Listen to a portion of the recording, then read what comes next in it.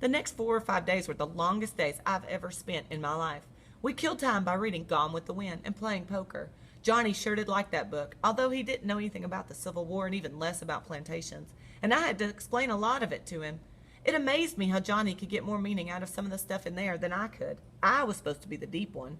Johnny had failed a year in school and never made good grades. He couldn't grasp anything that was shoved at him too fast, and I guess his teachers just thought he was plain dumb.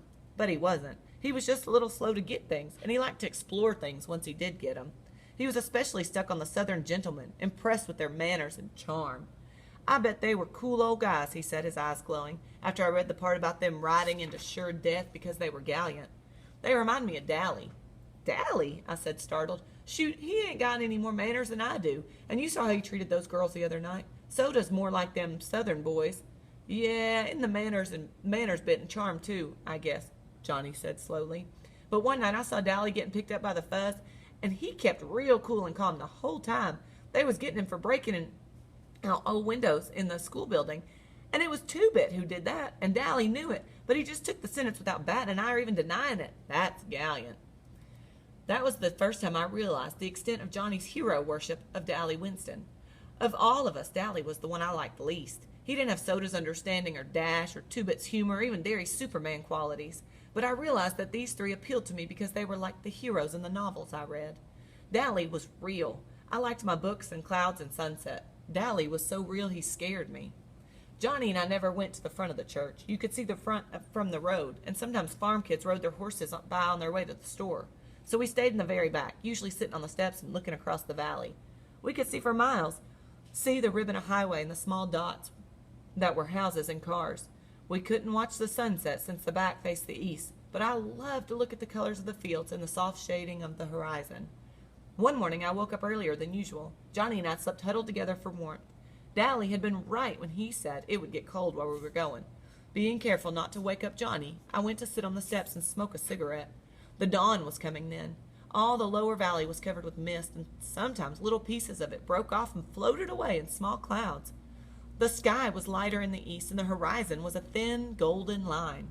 The clouds changed from gray to pink. The mist was touched with gold. There was a silent moment when everything held its breath, and then the sun rose. It was beautiful. Golly, Johnny's voice beside me made me jump. That sure was pretty.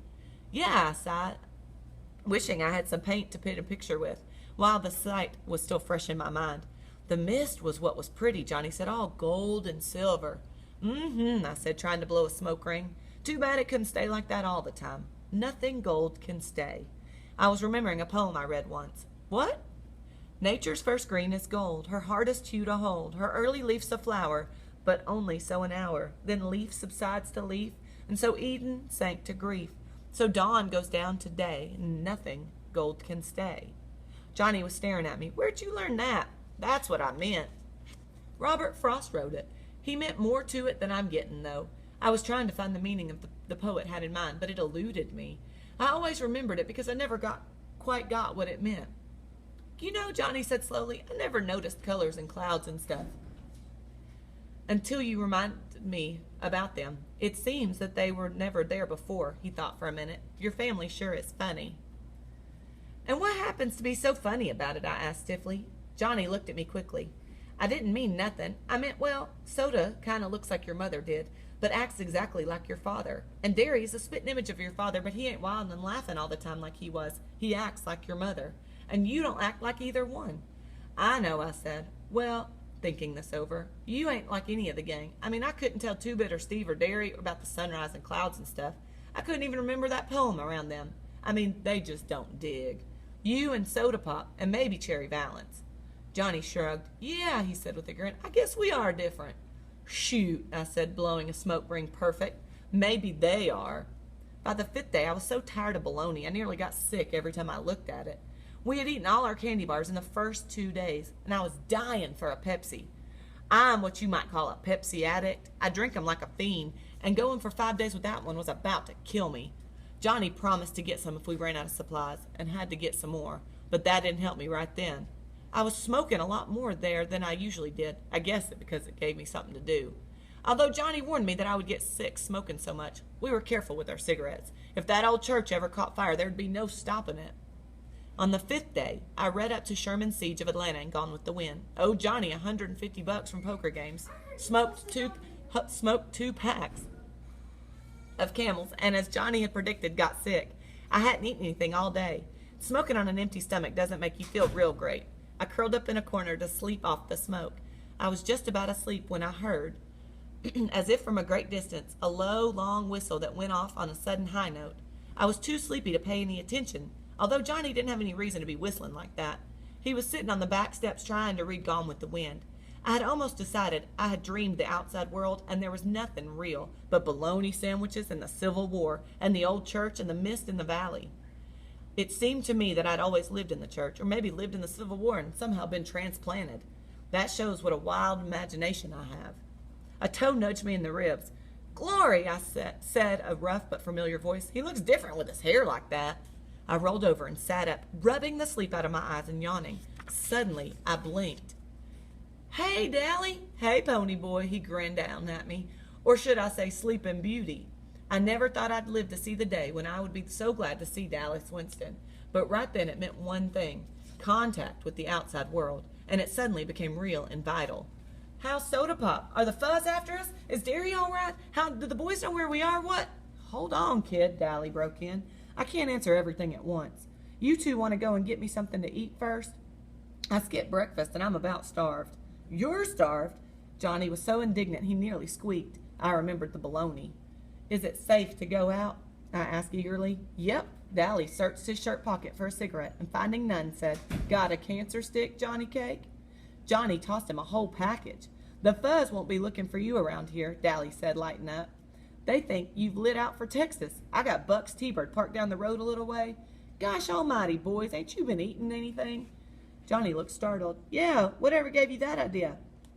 Dally shook his head. "You're both pale and you've lost weight. After this, get out in the sun more. You look like you've been through the mill." I was starting to say, "Look who's talking," but decided it would be safer not to. Dally needed a shave, and a stubble of colorless beard covered his jaw. He looked like he was the one who'd been sleeping in his clothes for a week, instead of us.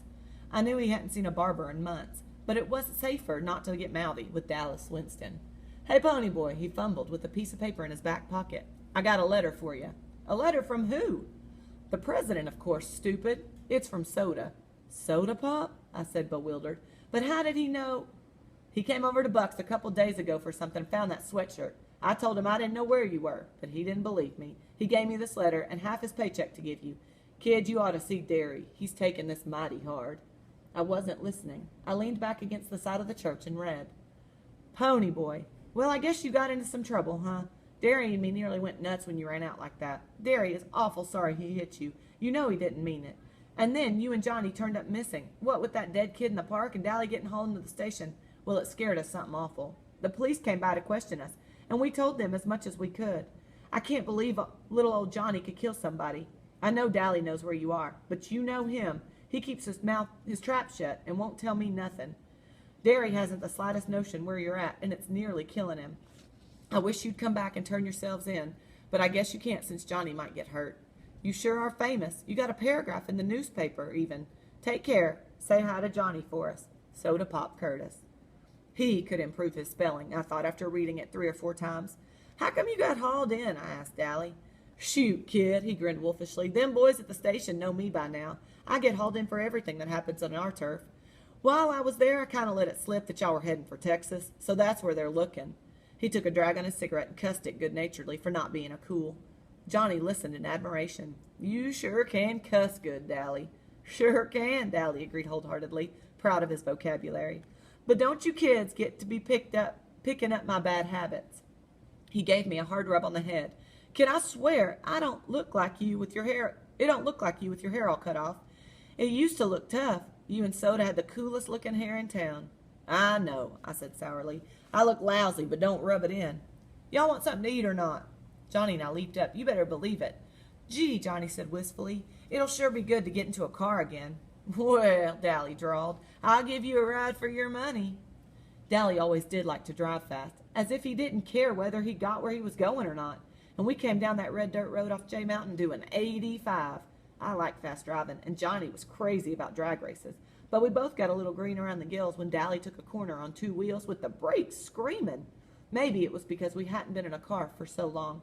We stopped at the Dairy Queen, and the first thing I got was a Pepsi. Johnny and I gorged on barbecue sandwiches and banana splits. Glory, Dallas, amazed, watching us gulp the stuff down. You don't need to make like every mouthful's your last. I got plenty of money. Take it easy. I don't want you getting sick on me. I thought I was hungry. Johnny merely ate faster, and I didn't slow down till I got a headache. I didn't tell y'all something, Dally said, finishing his third hamburger. The Socias and us are having an all-out warfare all over the city.